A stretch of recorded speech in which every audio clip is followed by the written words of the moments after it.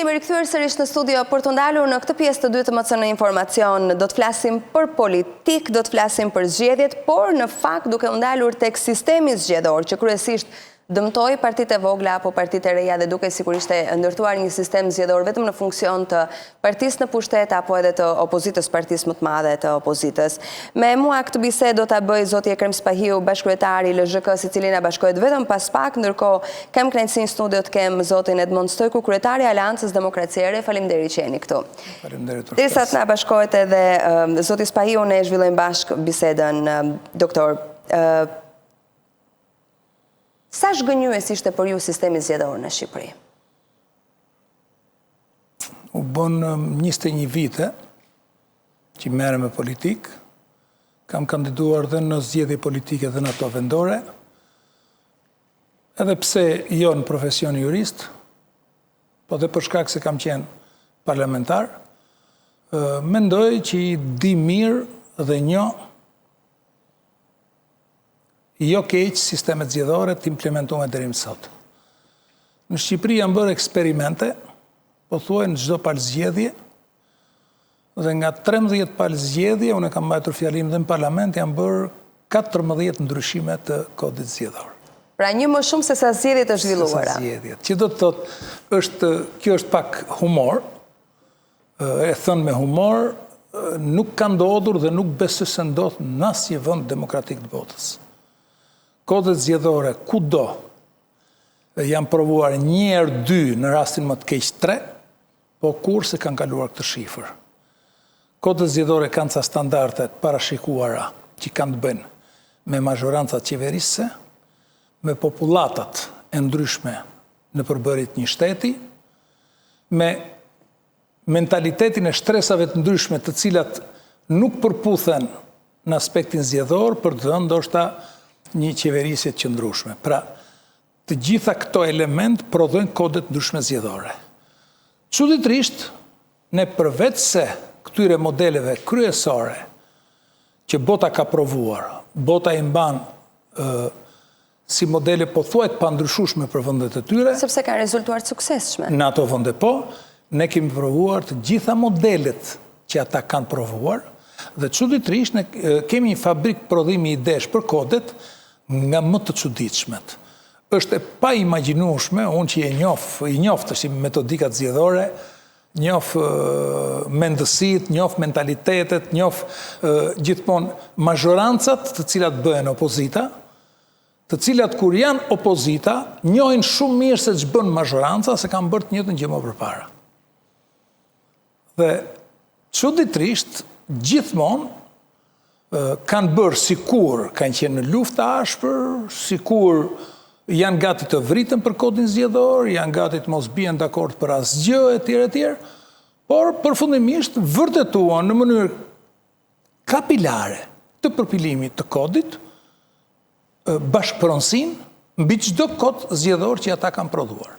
Sidomos hera e fundit është rasti më ideal i bashkëdakordësisë për prodhimin e kodi, i cili paracaktonte fituesin, që ishte mazhoranca, dhe fituesin si opozitar, që ishte Partia Demokratike me zotin Berisha. I referojnë këtë fundit të vitit 2008 në mos gaboj. Jo, kodi 2008-ës ishte kodi i parë që ata vendosën që demokracia të kthehen në demokraturë.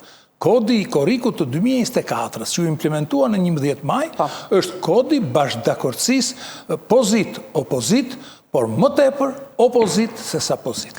Do të arrimar bisedën këtu, sepse dua të kuptoj pak më shumë, por dua të ndalem edhe pak tek sistemet. Me aq sa ju e njihni dhe thatë që e njihni mirë, keni parë edhe modelet që janë implementuar të paktën qoftë në rajon, qoftë edhe në vendet e Bashkimit Evropian, ku ndoshta në shumë shtete është vendosur një kod dhe me atë procedohen në të gjitha palët e zgjedhjeve një herë në 4 vjet të paktën. Cili është sistemi më i mirë që i përshtatet Shqipërisë aktualisht që flasim? Të paktën kemi një maturi, po them, demokratike 35 vjeçare, referuar ndarjes së sistemeve të atëhershmit dhe këtij tani. Kjo është pyetja më e lehtë që më bën. Populli shqiptar është i ndarë në 2 shtete. Kosova dhe Shqipëria. Populli shqiptar i Shqipërisë. Atëherë shqiptarëve të Shqipërisë. E kanë ndryshuar kodin kaq herë sa është bërë Barsalet. Kodi i popullit shqiptar të Kosovës ka implementuar një kod dhe se ka ndryshuar asnjëherë. Më thoni një rast kur ka pas mosnjohje zgjedhjesh, ku ka pas dhunë në procese zgjedhore, ku ka pas banda në procese zgjedhore, ku ka pas arestimet komisionerësh, ku ka pas devijim vote, transferim vote, vjedhje vote në shtetin e ri të Kosovës. Pra, po të bëjmë llogarin, kemi dy popull që janë një popull në të vërtetë të ndarë në dy shtete, popull shqiptar. Ky në demokraci 35 vite, ai 20 ca vite, sa u bën 24-5 vite. Që do të thotë edhe në vjetërsinë e demokracisë ne jemi pak më shumë. Kur vjen puna, ne bëjmë dhe ribëjmë kode dhe gjithmonë kemi problematika dhe mosnjohje zgjedhjesh, ata bëjnë gjithmonë zgjedhje të cilat numërohen brenda ditës, fituesi shpallet brenda ditës, dhe në fund fare pastaj vazhdojnë proceset e tjera të formimit të qeverive, të kuvendit e tjera që ata janë norma demokracie në mënyrën se si komunikohet atje. Gjë që në një mënyrë ose tjetër vetëm në Shqipëri nuk ka ndodhur ndonjëherë procese të tilla që ndodhin në Kosovë. Pse nuk duam ne të zhvillojmë procese të tilla demokratike, apo janë arsye të tjera që na detyrojnë ne të ndrojmë kodin sa herë që lind nevoja për ta ndryshuar? Ky është mendimi im personal. Nga gjykimi im them, ndoshta ne shqiptarët, për të dyja palët them, dhe për shqiptarët e Kosovës dhe të Shqipërisë, akoma nuk kemi maturuar aq sa të vetë qeverisemi, dhe ndoshta prania e shtuar e ndërkombëtarëve në Kosovë e bën që proceset atje të mos manipulohen, grabiten, vidhen si këtu. Ndoshta ka dhe një arsye tjetër, që ka të bëjë me mënyrën e jetesës dhe mentalitetin, nga që Kosova emigracionin e ka njohur këtu e 100 vjet përpara dhe ka emigruar gjithmonë në vende demokratike, ku ka parë se si sillet qeveria dhe populli me proceset elektorale, ndoshta dhe kjo dhe të dyja bashk janë të lidhura me njëra tjetrën, sa e bëjnë vërtet proceset zgjedhore, elektorale, një mundësi, një mendësi, një mënyrë për të shprehur vullnet në popullatës, të mos themi deri në nivelin e vendeve demokratike që i konsiderojnë ditë festash popullore.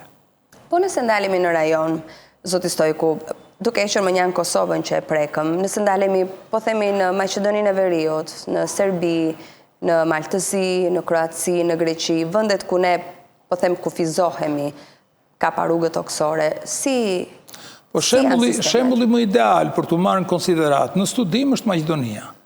Edhe pse përbëhet nga disa popullata të ndryshme, përsëri proceset elektorale kur ndonjëherë s'kan patur problematika që ka pasur procesi elektoral në Shqipëri. Edhe pse kemi serb, maqedonas, shqiptar, turq, bullgar, pra popullata kemi disa. Interesat të shteteve fqinje disa, Greqisë, Bullgarisë, Serbisë, Shqipërisë, qoftë edhe të Kosovës, që është shtuar këto kohë të fundit. Pra kur bëhet për llogaritja, është çudi shumë e madhe që një popull kaq homogjen që jemi ne, nuk gjejmë dot arsyetimin brenda vetes, brenda logjikës politike dhe moralit politik, për ta bërë Shqipërinë si Kosovë një zonë vetëm zgjedhore. Për ta barazuar votën e Kuksianit me votën e Vlonjatit, votën e Shkodranit me votën e Sarandiotit, Vlonjatit tjetër, domethënë në një mënyrë ose tjetër për t'i dhënë vlerë votës nga jugu në veri, një vot baras me një vot. Sepse sot që ne flasim, një vot është baras me 1.3, 1.4 e më shumë vota të një rajoni tjetër. Në varësi nga rajoni. Dhe sistemet e ndara rajonale, sidomos ky sipas formulës de Hond, kanë të bëhen në shtetet të cilat kanë gjithmonë zonat mëdha popullate tjetër që kanë pikpamje irredentiste, separatiste, që jo vetëm duan të njohin gjuhën dhe gjithçka tjetër që ata përfaqësojnë, por duan të bëjnë ndarje nga shteti i madh i cili i përfaqëson. Më thuaj, ku e kemi këtë realitet në Shqipëri? Askund. Atëherë, pse ndodhin këto fenomene në Shqipëri? Pse Shqipëria duhet ndahet në 12 qarqe? Cili është ndryshimi mes një Dibrani dhe një Korçari, mes një Beratasi dhe një Dursaku, mes një Shkodrani dhe një Pukjanit? Ku është ndryshimi, ku është dallimi? Pse vota e X-it duhet të ketë tjetër vlerë me tjetrin?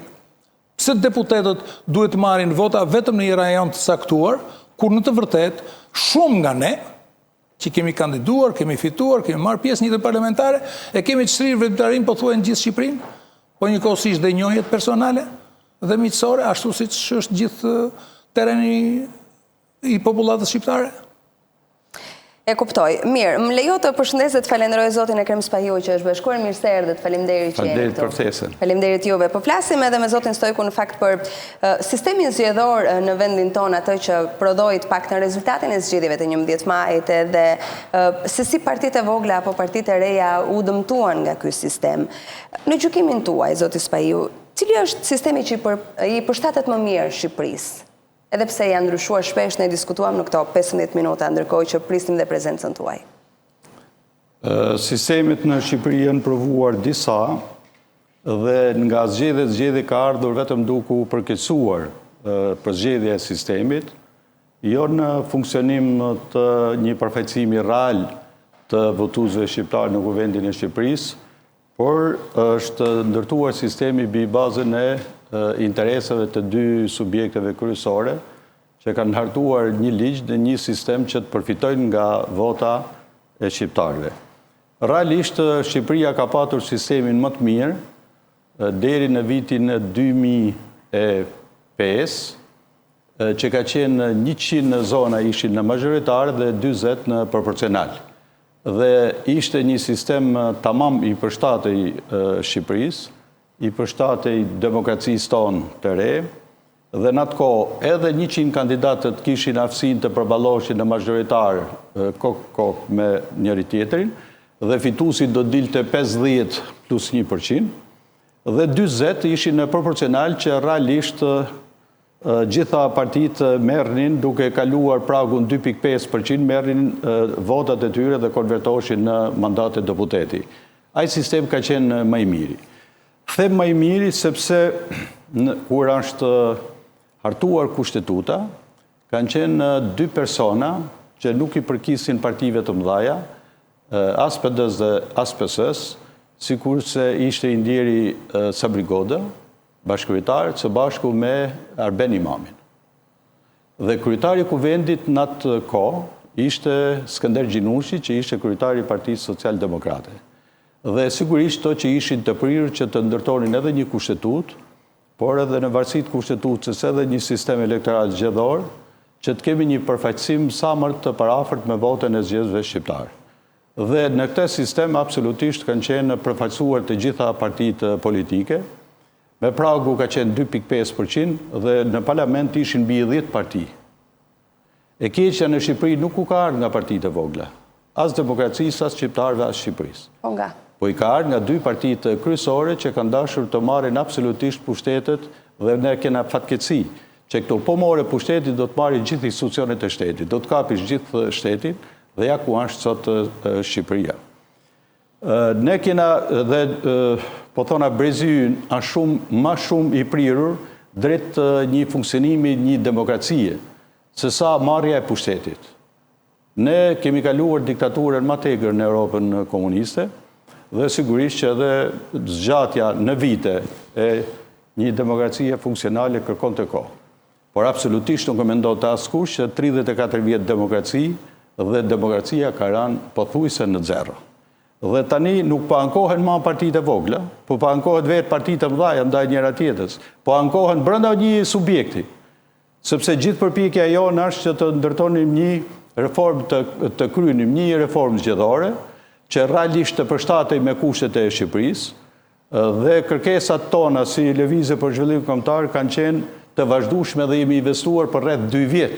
Pra që reforma zgjedhore ishte alfa e gjithë partive politike edhe sidomos atyre parlamentare. Dhe synimi jonë ishte që të krijojmë një sistem zgjedhor që të ishte i parafort me votën e zgjedhësve. Patjetër. Dhe, për shembull, se edhe dëgjova dhe këtu sapo hyra, që realisht ne kemi kërkuar që mundësisht ishte një zonë elektorale gjithë Shqipëria.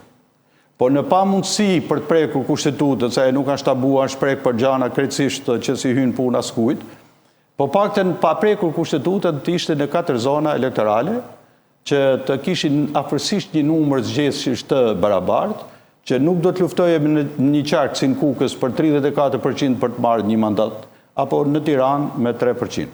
Kështu që as te nuk e bën. Mirë nuk e bën këte, por Ne kërkonim, me qenë si ishte hera parë që diaspora do të votonte në Shqipëri pas 34 vjetëve që është mohuar kjo e drejtë e tyre kushtetuese. Dhe paktë të bëjë një zonë elektorale të shtohej vetëm për diasporën dhe me 247.000 kërkesa që kishin aplikuar për të votuar, absolutisht pjesëmarrja pritej se do të ishte marrë edhe në votime e madhe. Dhe me 200.000 votues nga diaspora, ato do t'i merrin rreth paktën minimalisht 15 mandate. Dhe këto votat e diasporës nuk prodhuan asnjë mandat përveç se një në Vlorë, pra që ndryshuan. Pra edhe kjo qëllimisht është bërë kështu. Tani, shtoj pyetje, kujt janë kohën këto? Kujt janë kohën? Pra gjithë ky kalvar që sot kaluan 3 javë nga dita e zhvillimit të zgjedhjeve dhe s'kemi akoma një rezultat.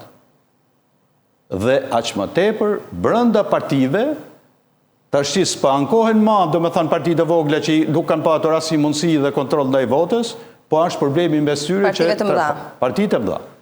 Mirë që partia në pushtet ka pushtetin edhe va myll gojen, sikurse ishin disa kandidat në listën e hapur që nuk arritën të hynin duke akuzuar njëri tjetrin për trafik votash brenda një subjekti politik, edhe va mylli gojen. Pra kjo është dhuna, kjo është diktatura, kjo është mos funksionimi i demokracisë, ndërsa KPD-ja ka më shumë zëre. Sepse realisht listat e mbyllura këtë të treguan. Listat e mbyllur nuk ishin në funksion të demokracisë, nuk ishin në funksion të një partie. Brenda një partie kishin një grup që kishin filluar pushimet dhe një grup tjetër, 37 vetë po e zemë në Tiranë, që do të luftonin, domethënë, për çdo votë. Ndodhur në këto kushte, pyetje për të dy ju zotrinj, kujt i leverdiste që kodi zgjedhor të hartojë në këtë mënyrë, sepse kam përshtypjen të dyja partitë kur vendosën të firmosnin në lidhje me këtë sistem zgjedhor, majoranca e dinte që fitoren e kishte në xhep, ndërkohë opozita e dinte që humbjen e kishte në xhep. Tani besoj që edhe një adoleshent nëse e pyet për të futur në garë, do futesh po e di që je humbës, nuk besoj se e merr mundimin për të futur në një garë për të humbur. Po fitoria ka për masat të ndryshme, për individ dhe subjekte të ndryshme. Pra në konceptohet ndryshe. Patjetër, të dy kryetarëve të partive të mëdha, ju interesonte ripozicionimi aty ku janë. Edi Ramës kryeministër, Sali Berishës kryetar opozite. Dhe dakordësia e Korikut 24-s prodhoi një kod thjesht për të ruajtur këto dy pozicione. Dhe si ruheshin këto dy pozicione? Duke emëruar në parlamentin e ardhshëm të shtatorit 25, 104 deputet. Sepse 52 deputet i emëron, apo më falë, 30%, 26, jo, 30% dhe 120, po 52, 3 herë 4, 12, po, 52, 104 deputet janë të emëruar sot që flasim ne. Sepse janë të emëruar nga kryetarët e partive. Po, vullneti i popullit shqiptar është zero.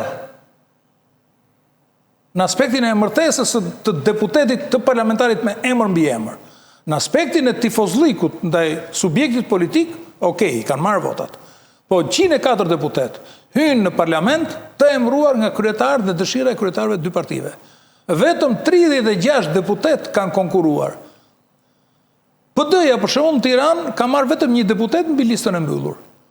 Në vende të tjera ka marrë më pak se sa lista e mbyllur.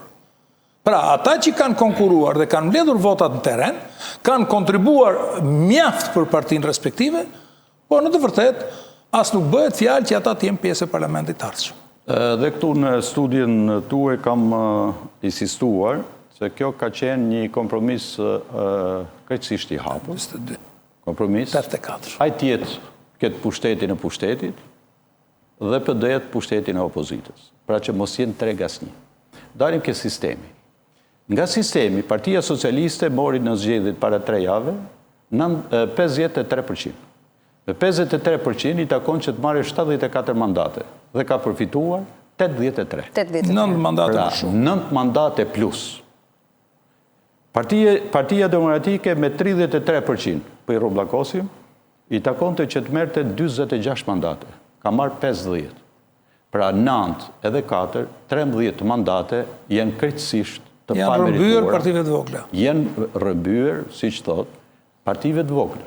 Se një nga këto parti tash quajtur të vogla ka marrë 70.000 vota dhe 1 mandat deputeti. Kur nëse do të ishte në vend tjetër do të përkthehej ndryshe. 7 mandate. 7 mandate. Po. Në 65.000, mos gabohem, ka marrë në Vlorë dhe ka marrë PS-ja 9 mandate. Pra me 70.000 vota nuk merr 1 mandat. Pra kjo ishte sistemi. Pra që të përfitonin sa ma shumë nga shqiptarët në mënyrë të pamerituar. E para. E dyta, lista e mbyllur. Lista e mbyllur. Pra krijoi një përçarje brendasishte, as nuk ishte funksionale për demokraci, as për partit në garë, as për partit brenda koalicionit dhe as për partin kryesore. Pra vendet të po thona hapësira e mbyllur, pra listat e mbyllur për 1/3 ishte për datën 12. Ishte për datën 12, që ato njerëz që do të vendosin në listën e hapur e mbyllur ishin sigurt mandat. Dhe as nuk ishin se bënin as dhe sigurisht që ato kanë detyrime. Pra se ishin duke udhëruar mandate në mënyrë të pamerituar. Një zojnë apo një doktor në Tiranë merr 22.000 vota dhe nuk arrin që të futet në parlament. Tjetri me 20.000 vota. Pra ku është? Pra brenda një garë, brenda një partije politike nuk funksionon. Atëherë si mund të mendojmë që do të jetë hapësirë që të kemi një garë krejtësisht të barabartë për zgjedhjet e 11 maj. Mund të themi që kjo e ka deformuar totalisht vullnetin e votuesve, pra ndikimi kryetarëve, këtë që thamë që janë emëruar nga kryetarët dhe listat e hapura. Nuk është realizuar siç duhet vullneti i qytetarëve. Ky kod është se ne kemi në historinë zgjedhore elektorale shqiptare kemi disa lloj manipulimesh. Kemi vjedhjen e thjeshtë, marr fletë e votimit tuaja dhe i kaloj në anën tjetër. Kemi grabitjen, kemi ndryshimin e kutive gjatë transportimit kemi transformimin e vullnetit zgjedhëse, vetëm në proces verbal. Kishte 400 vota, vije një tresh për para, bëheshin 3.400, bëhet fjalë vitin 2005, dhe në sistemin proporcional hynte filan që ishte dhe luftë brenda partisë të së njëjtës parti. Pra merresh vesh që zoti Spahiu ka marrë 3.000 vota dhe i thuaj tjetri që bëj 3.100 që dalësh ti i pari. Pra këtu kemi tjetërsim, transformim, vjedhje, grabitje, që është aspekti makro i ndryshimit vullnetit popullit. Mikro, aspekti mikro. Pra, ku vetë numërusit, vëzhgusit, antarët e komisioneve, militantët, patronazhistët e tjera. Ky është niveli mikro i transformimit vullnetit një populli. Niveli makro, për herë të parë, në historinë zgjedhore shqiptare, vjen me kodin zgjedhor të 2024-s. Pra, nuk kishte më nevojë as pozita, as opozita të merrej dhe me palazzo që grabisnin vota, s'kishte nevoj as me të tjerët që kishin plan të grabisnin kuti e tjera, por bën kodin në atë mënyrë që si do që të vi puna, ti me 100.000 vota, se dhe 70.000, është e vërtet ka marri deputet, por në parim ky lloj kodi, me 100.000, ndoshta dhe 200.000 vota, ti mund të marrësh 0 deputet. Pra mund të marrësh në Tiranë, nga 10.800 vota, 10.799, dhe ti nuk e merr deputetin. Në Vlorë, nga 8.500 vota, 8.499, prap nuk e merr deputetin. Në Kukës, nga 13.400 vota, 13.399, prap nuk e merr deputetin. Dhe po ti mbledhësh në 12 qarqet, gjithë to vota këto shkojnë mbi 130-140.000 vota. Pra në parim, ky kod të lë të marrësh vota pafund, që do të thotë deri 150.000 vota, dhe si rezultat jep 0 deputet, 0 mandat parlamentari. Rama ka 83 mandate deputetësh, sikur se thamë edhe nga rezultatet. Mendoni që do ta pranojë një ndryshim në sistemin zgjedhor për zgjedhjet e 2029, sepse votat për ta ndryshuar i bën? Po unë, më fal, absolutisht du të kemi parasysh një kronologji edhe për tritë, se thotë kështu ka qenë gjithmonë. Sepse nuk kanë pjesën e historikut. Përveç zgjedhjeve parlamentare të 22 marsit 1992, ku respektua vota dhe me votën e shqiptare ra një diktatur, pra me vota. 100%. Edhe pastaj, nga 22 marsi, deri në korrik u ban zgjedhjet vendore dhe ndodhi e kundërta. Partia që rrëzoi sistemin humbi. Pra, humbi në 22 dhe fitoi në korrik. Pastaj referendumi i vitit 1994, atëherë tundi ato që kishin marrë përsi për fatë të këtij vendi, se çfarë të bëjmë të marrim shqiptarëve votën. Jo si të përgatisim një kod, një sistem, një reformë zgjedhore ku të respektohet vota.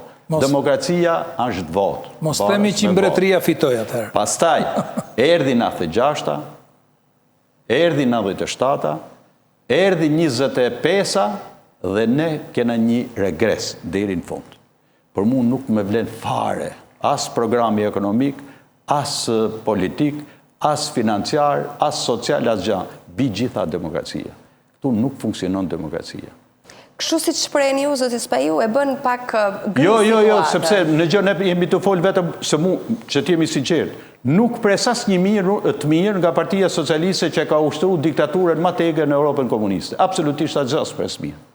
Unë nuk pres mirë nga Partia Socialiste që për 12 vjetë 3 mandate, pra nuk i mjaftuan për me tërgu vlerat e veta, ku anë Shqipëria? Ashtë Shqipëria sikur ishte damkosur për 25 vjetë me diktaturën, ashtë damkosur për korupcionin, ashtë damkosur për të lidhjen e politikës me krimin organizuar, ashtë e damkosur për trafiqet, ashtë damkosur për rënien ekonomike, për shpopullimin e vendit, për pagën ma tullt për vendi ma i varfër në Europë. Mare 4 mandate, ashtë e pa imaginuar. Mu me vjen keq me PD-n. PD-ja ka marrë përsipër që tjetë një forcë e qendrës gjatë, të marrë, po thona, në ombrellën e vetë të gjithë faktorin politikë dhe tradicional të djatë. Po këtë më vje keq, po për PS-n, absolutisht, se ne u morëm thjesht edhe me PD-n, por ama Partia Socialiste të drejtojë sot vendin, ashtu për mu. Para fëmijëve të mi, para njerëzve, dhe më thënë që sot me 3 mandate tjetë Partia Socialiste në pushtet. Çfarë bani për shqiptarët? Çfarë ka bërë për shqiptarët? Tunë pasaportën, si që tha dhe zoti Sojku, pasaportën e kena pasë në kohët mbretërisë. Me pasaportën e kohës mbretërisë lëviz që i lirshim gjithë botën. Me Napoleonët asaj kohë ishe dinjitos. Pra nuk kanë, po ka do të ketë një program. Bi gjitha tjetë një demokraci funksionale. Aja e pe qaj ironie, kancelari Gjerman. 4, ku je? Kjo s'ka ndodhë. Ka ndodhë në Itali në herë, jo. Greqi, jo. Në Francë, jo. Sa ka qëndruar zonja Merkel? Jo 4 mandatet plota. 3 e gjysmë. Edhe në Hollandë. Pra, janë rase me gishat e dorës në demokracitë e zhvillume në Europë, po jo në Shqipëri, 4 mandate. Dhe qëfar? Ai thonë në rase tani 30-a, pra ajo e logaritë edhe 29. Atëherë unë mendoj, është emergjencë e shqiptarëve, është emergjencë e Partisë Demokratike që ka marrë përsipër, a e bore rolin e të qenimit vetëm në opozit, po. Atëherë merre përgjegjësitë. Merë përgjegjësitë se kodit zgjedhor e bën që ti je vetëm partije vetëm nga opozita. Atëherë të marrë përgjegjësitë Partia Demokratike për shqiptarët. Pra sepse i thonë rreth gjysa e shqiptarëve nuk e duan këtë qeveri.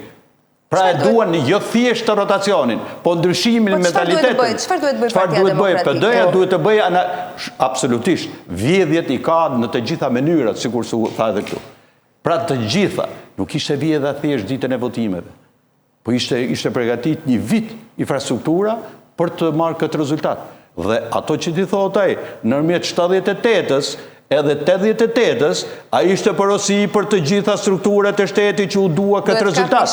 Du këte, ju i dini si do t'i merni. E kuptoj. Si mori votat në diasporë, si ka mundësi që diasporat do votoje për qeverin që një pjesë e mire e njerëzve që sot jenë në emigracion, jenë për i kësaj qeverije si 12 vjetë. Jo se emigracioni ishte vetëm këto 12 vjetë. Por absolutisht pjesa me madhe kanë ikur prej fukrallekut, për mjerimit. Çfarë duhet bëj Partia Demokratike, zoti Stojku? Duhet bëj një kundërshtim shumë dashamirësh për zotin Spahiju. Partia Demokratike mund të jetë në synimin e programit vetë, ndoshta duket si konspirative, duhet hynë bëjmë analogjinë e themelimit shtetit shqiptar në 1912. Dhe ardhjën e mbretërisë në 28-ën s'ka bëjmë, që do të thotë situata politike pa qëndrueshme, nga qeveria e parë e moralistëve dhe idealistëve, deri tek kurorëzimi mbretit, është paka shumë si këto 35 vite. Mos ndoshta Partia Demokratike me nënkryje Sali Berishën ka rënë dakord me Edi Ramën që mbas 4 mandateve të bëjmë kurorëzimin e një mbreti. Ku dimne? Unë këtë e Atëherë them... vjetë të ndryshojmë formën e Po, qeverisjes? krejt normal, pse mos të ndryshojmë formën e qeverisjes? Të bëhemi mbretëri parlamentare? Për sa kohë ne, demokracia nuk buron nga veprimet, nga synimet, nga vullneti jonë. Mos ndoshta ne do të ishim krejt rehat që të rikthehemi dhe njëherë në një regjim monarkik. Monarkik kushtetuese me parlament, ashtu si që ishte në kohë të Zogut, në një farë mënyre, shqiptarët zgjedhin një të parë, i thonë ati, ty të kemi, dhe pastaj të tjerët bie rehat. Se kush ka qenë historia e shqiptarëve gjithmonë? Të kemi një autobusta që të ecë përse gjëri, të jenë të tërë në vend të parë. Që të jenë të tërë në vend të parë është pothuajse e pamundur. Mos ndoshta kjo mund të jetë zgjidhja dhe kjo mund të jetë dhe marrëveshja. Mund të ekzistojë diçka e tillë? Po pse jo? Unë po ta them, 94 vota i duhen të ndryshojë rendin kushtetues. 83 i ka. Jo, s'ka nevojë, ka 50 Berishës. Edhe sikur 50 ketë me 50 bëjnë 100. Që do të thotë 94 votat i ka. Ndryshon rendin kushtetues.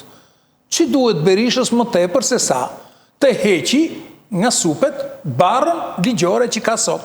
Sepse në fund fare mbreti ka të drejtën e faljes çdo shtetasit vet, ka të drejtën e faljes dhe vetes, siç e ka dhe presidenca në Amerikë. Pra pa dashur të bëj në konspiracione, se të hedh në ide të re, unë them, bëj analogji me çka ndodhur në këto 100 vite me qeverinë shqiptare. Si kanë rënë idhujt, si janë ringritur idhujt, si janë përplasur palët, dhe në fund fare kemi vënë re që kur nuk janë përplasur, gjithmonë kanë bashkëpunuar. Dhe bashkëpunim më të madh se kodi zgjedhor, ekzekutuesi i demokracisë shqiptare në korrik vitit 2024, për mendimin tim personal, nuk ka. Atëherë, let na e thonë qëllimin hapur, let ta marrin vesh gjithë shqiptarët, ore mos ndoshta shqiptarët e duan. Po jo, falë që tash më intrigoj, tash dhe nështë ata... Jo, sinqerisht, do të thonë është një ide që më lindi këtu, nuk e kisha të para përgatitur. Absolutisht, me gjë. Këtu, dëgjova ato që thatë ju, në një farë mënyrë bëj dhe analogjinë se e njoh pak historinë e vendit tim, dhe them, ore mos ndoshta duam bijem dhe njëre mirë rehat. Dhe zgjedhje të jenë programore për probleme ekonomike. Të zgjidhet kush është i pari dhe kush është i fundit në këtë vend. E të binë rehat gjithë shqiptarët. Në fakt, shumë mirë e ka zotni Stojku, se në fundit demokracia është edhe alternativ. Dhe ne i përgjigjemi këtij shteti, këtij populli, me alternativa ndryshe nga ajo që është, duke filluar që nga sistemi politik. Ne kemi, nuk funksionon Republika. Republika këto i solli Shqipërisë. Republika e 2 dhjetorit e Asamblesë 46-ës, 11 janarit 1946, Republika i solli atë diktaturë. Republika parlamentare, nga 91-shi, e këti i ka sjellë këtë produkt shoqërisë, këtë demokraci, këtë zhvillim, këtë prapametje si du. Pra, monarkia, ne themi, nuk bën Republika, kënë alternative në mbretëri. Pse? Shumë bukur dhe e falenderoj. Mbretëria, për vitet 28-39, për 11 vjetë, Edi Rama i bëri 12, për 11 vjetë, i ka dhanë shtetit një ftyrë perëndimore për 11 vjetë, kush ishte Shqipëria para 28-ës. Ndërtoi institucionet, hodhi themelet e shtetit shqiptar, dhe është për mu, jo thjesht që jam simpatizant i mbretërisë, po në realiteti, dhe i ka dhanë shqiptarve dignitetin më të madh në historinë e tyre. Pra po mbretërinë nuk e largoi popullin, e largoi fillimi i luftës së dytë botërore, e largoi pushtimi fashist. Dhe kjo u demonstru që shqiptarët kanë nostalgji jo thjesht për mbretin Zog, jo thjesht për mbretërinë, por për stabilitetin politik, ekonomik dhe social. Dhe shifni sot, thuaj një vend të Europës që është mbretëri dhe nuk ka këto stabilitete që i përmenë. Dhe kjo u demonstruar me 29 qershor të vitit 1997 me referendumin. Pra referendumi fitoi. Dhe në fakt jo si ishte një situatë oportune, por absolutisht ishte sepse shqiptarët kërkonin një zgjidhje përballë realitetit 97-ës. Institucioni mbretëror vendos ekuilibret. Vendos ekuilibret. Mbreti nuk ndërhyn në pjesën politike partijake, se tha republik, monarki kushtetuese parlamentare. Pra që fuqin, pra parlamenti e ka, qeverinë del nga parlamenti. Është Britania, Spanja, Belgjika, gjithë vendet mbretërore. Atëherë, ky model që ka dhënë në Shqipëri, në Europën e qytetëruar po jep arsye pse mos aplikohet shqiptarët. Por ç'i duhet shqiptarëve? M'fal që po ta ndërpres. M'fal, ne kena parapri kësaj pune. Pra se në 97-ën fitoj, po u manipulua. Pra të thashun, nga shkorriku i 92-shit, fillun që të mendojnë si ta marrin votën. Dhe do të kemi parasysh se në kushtetut, ashtë, pra të drejta e referendumeve, e kena lënë qëllimisht ku ishim në parlament, pra që një referendum mund përsëritet ku kalojnë 3 vjetë. Pra, afati është një. E dyta, në aspektin politik, me këtë dëshkojnë shqiptarët. Me këtë lloj demokracie mund të shkojmë në Europë. A një slogan. Politikanët nuk e duan Shqipërinë në Europë. Se po tjetë Shqipëria në Europë ka disa penalitete. Nuk mund të bëhet kjo krim, nuk mund të bëhet kjo vjedhje, nuk mund të bëhet kjo korrupsion, nuk mund të bëhet kjo lidhje me krimin organizuar. Po ndoshta ka për të bërë pak oponencë dhe për të bërë pak pjesën tjetër. Ndoshta kanë mbaruar punë me këtë dhe tani synimi kryesor i qeverisë Rama 4 është që realisht të përmbushin të gjitha reformat që ndoshta nuk kanë pasur mundësi ti realizojnë për 12 vjet, ti realizojnë në këtë 4 vjeçar të na fusin Bashkimin Evropian, të bëhet rritje ekonomike. Në cilin Bashkim Evropian do në këtë që është aktualisht me 27 antar. Duke përmbushur të gjitha preambula kryesore e parë e Bashkimit Evropian. Po jo oponencën për të po shumë mirë që bën. E di cila është preambula kryesore? Kur bashkohen 6 shtetet e para? Ne kombet shtete. Dhe pastaj vazhdon fjalia. Vendosëm të bashkohemi, të zgjedhim të tjera. I referoheni 52-shit, ndërmjet Francës dhe Gjermanisë. Kur ata janë bashkuar për herë parë 6 vendet e para europiane. 52-shin ka qenë marrëveshja për çelëku. Ne kombet shtete. Ku është kombi shtet shqiptar? Ekziston gjë? Që do të thotë ne nuk ekziston në 2 shtete. Në mënyrë kategorike, nëse ne nuk bëhemi komb shtet,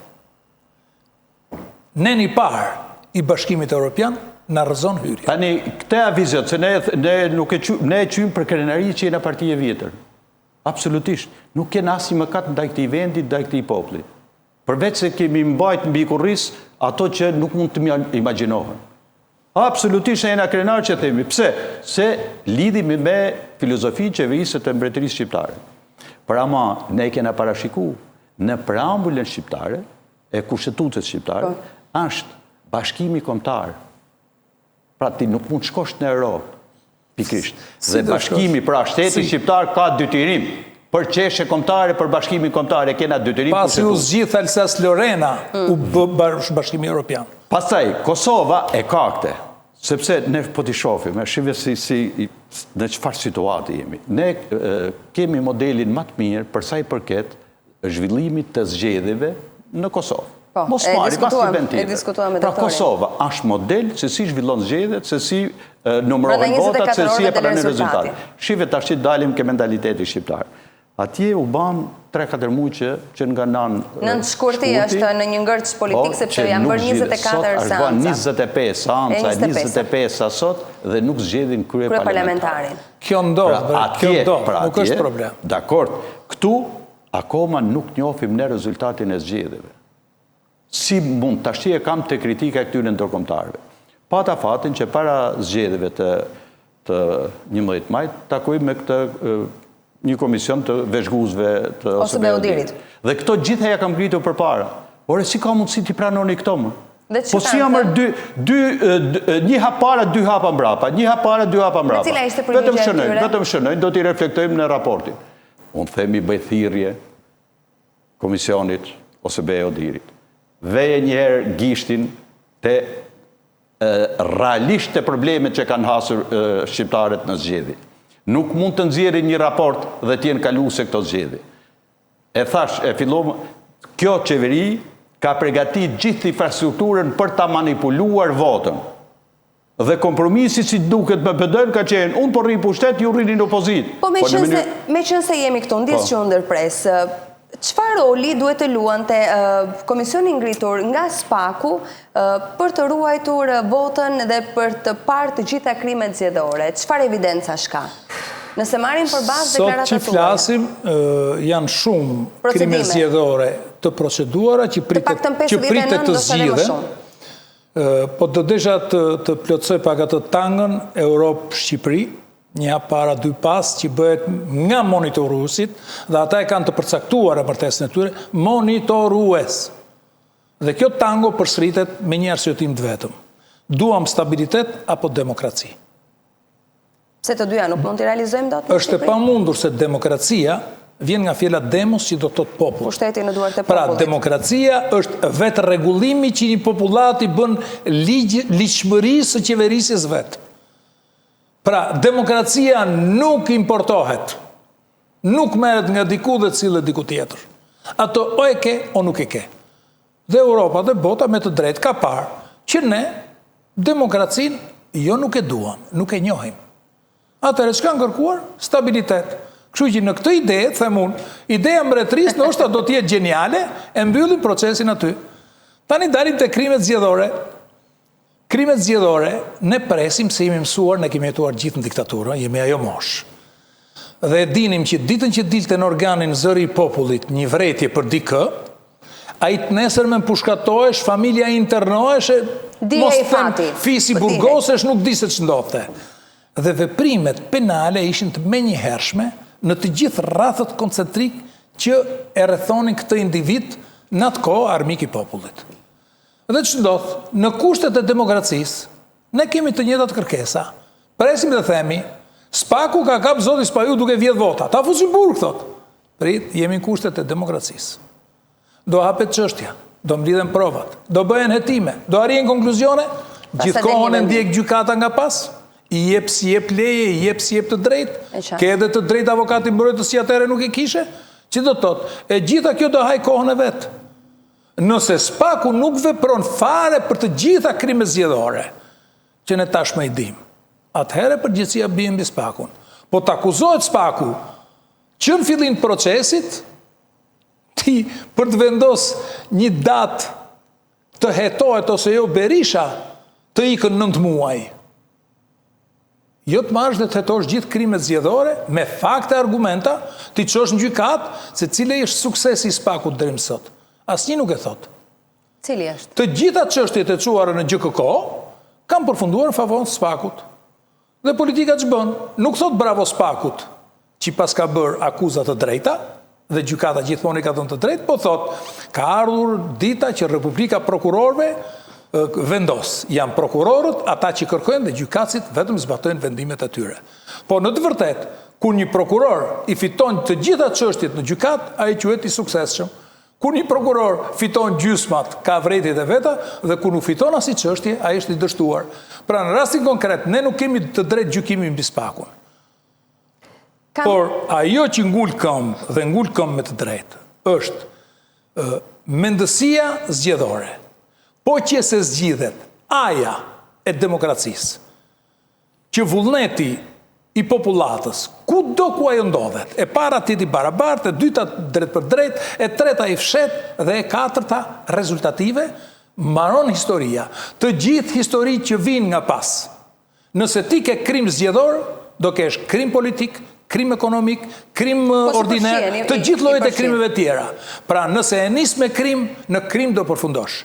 Nëse ke një kod elektoral real, të drejtë, gjithë përfshirës, të barabartë, ti je sigurt dhe po zbatuaj tillë, e gjithë kjo situatë, sinqerisht e tmerrshme, por dhe ironike, do të përfundoj brenda një dite të vetme. Jam besoj në 3-4 minutat e fundit të bisedës, kam një pyetje për të dy ju. Si i shikoni, zotrinj, si i shikoni këto 4 vite të qeverisë Rama?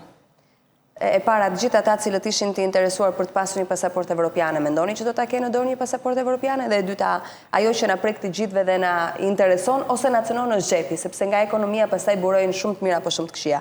Do të jenë shqiptarët më të pasur gjatë këtyre 4 viteve? Shqiptarët do të varfrohen më shumë, siguria do të jetë më e dobët. Siguria, kur thoni siguria rendi? Siguria edhe të rendi, siguria edhe për jetën e qytetarëve, rendi dhe qetësia, për edhe siguria kombëtare, gjeopolitika ka ndryshuar. Unë po jam optimist, sepse kjo qeveri nuk do ta mbyllë mandatin. Jam shumë optimist nga mesazhi i Shteteve të Bashkuara të Amerikës. Që uroj popullin shqiptar për zgjedhje. Absolutisht, se e dëgjoni me shumë vështirësi zërin Amerikës, edhe ndonjëherë që zëri i Amerikës para 90-s nuk u drejton të asnjëherë politikës dhe institucioneve dhe qeverisë, por i drejtohet shqiptarëve dhe kombit shqiptar. Dhe kjo herë ka ndryshe nga gjitha herët e tjera që nuk e uron fituesin, nuk e zë fare me gojë opozitën, duke dhënë një mesazh të qartë se ju nuk jeni partnerët, pra se kërkojmë ne një partneritet sa më shpejt. Strategjik dhe më të po, e vërtet. Pra, mesazhi është i qartë që Amerika nuk kërkon partneritet me këto. Absolutisht, atëherë e vetmja gjë është që duhet të ndryshojmë sjelljen tonë ndaj demokracisë. Unë jam i bindur që kjo qeveri në mënyrë kategorike s'ka për ta mbyllë mandatin, sepse do të jenë ndërkombëtarët ato që do thonë se do të ketë koncesime, do të ketë reagime. Unë mendoj që ne kena dhënë edhe një zgjidhje. Sepse më vjen çuditje. Ne që na quhen të vegjël, absolutisht me njëherë bëm analizën, morëm përgjegjësitë, është dështimi jon. Është dështimi jon. Nuk kemi arritë që ne të përçojmë programin ton, sjelljen ton te elektorati. Ma përgjegjësi, nuk ka shnur për kërku përgjegjësi. Dhe këtu absolutisht nuk të. Dhe gjithë kjo fitore jashtëzakonshme PS-s, ato duken se vrerosën, duket se diçka nuk shkon. Lej opozita. Por jam i bindur që krahas step që po bën, sepse SPAK-u është me një sprovë të madhe.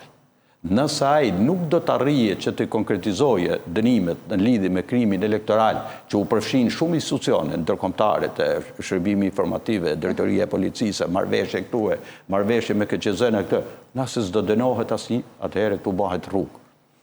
Por, unë jam i bindur ke mesazhi i amerikanëve. Nuk është rastësi që në Shqipëri nuk kemi ambasador. Kemi vetëm një të dërguar në punë. Duhet ta përcaktojmë veten, a jena aktor, a faktor në këtë rajon. Shumë interesante. Ne kemi humb faktorin. Sepse, po i keni minutat e... Jo, mbylleni mendimin, jo të lutem. Unë jam i bindur që ne do të kemi zgjedhje të parakoshme me 3 kushte. Pra, reforma kushtetuese në radh parë, sepse gjithçka ka nga 2008. Po. Reforma territoriale, reforma zgjedhore dhe pastaj këto që e mbajnë veten të fortë, të mirë, të fuqishëm shteti elektoral, do ta sakrifikojë shteti shqiptar të bëjë një zgjedhje të ndershme, të lira, ku të respektohet vota dhe fituesi të urohet. Zoti Stojko, e di që duhen shumë minuta. Jo, unë e kam më shkurt, në fakt. Për mu është dëshira nuk është primare, për mu është logjika, e cila vjen nëpërmjet analizës. Aq sa unë di të analizoj, di që socialistët gjithmonë vrerosur synojnë gjithmonë fitoren dhe nuk ndahen nga fitorja në fitorje, nuk pres zgjedhjet parakoshme, nuk pres ndryshime thelbësore, sepse në një shkrim që kam shkruar këto kohët e fundit, kam thënë, Partia e Punës që u nda në vitin 90 në PSD u ribashkua në vitin 2024. Pra, sot ne kemi në pushtet Partinë e Punës dhe Partisë Punës i ka lind nevoja, mos them domosdoshmëria, të zgjedhë një sekretar të parë, në rastin ton demokraci një mbret, dhe të na bëjt paktën një demokraci, një mbretëri kushtetuese, demokraci moderne. Unë nuk pres ndryshime, nuk dëgjoj më në përbodrume Radio Londrën dhe Zërin e Amerikës. Kemi kaq kohë që të vinë parashutat nga ajri, ata vinë jo nga ajri, vinë në tokë, vinë në institucione, janë të kudo gjendur, por para demokracisë ata preferojnë stabilitetin. Përsa ko preferojnë stabilitetin, unë mendoj ata respektojnë pikrisht në mesazhin e ambasadës amerikane, kam bërë një analizë veçantë asaj, ata respektojnë dëshirën e popullit shqiptar. Populli shqiptar do stabilitet. Dhe stabilitet për shqiptarët, për mendimin tim personal, e thonë kjo në disa studio, e shkruar në disa shkrime, është që ne në mënyrë rotative, nga që pushtues të huaj s'kemi më, të ripушtojmë njëri tjetrin. Jemi të kënaqur, 8 vjet ti, 8 vjet unë. Kjo më kujton një këngë të rinisë hershme. Kishim një këmishne të 2, herë vishja unë, herë ti. Këtu ka ardhur puna. Na çove në serenatat e Korçës me këtë këngë. Sinqerisht po, let na lën të paktën në stabilitet dhe demokracinë të cilën ne nuk e prodhojmë vetë, të gjejmë mundësi ta prodhojmë në kushte të tjera. Ndoshta ky do të ishte eksperimenti fatlum për popullin shqiptar. Jemi në fund. Unë ju falenderoj shumë. Është patjetër vend për diskutim ka gjithmonë. Faleminderit zoti Spaja që ishte në studio. Faleminderit zoti Stojku që ishit me ne.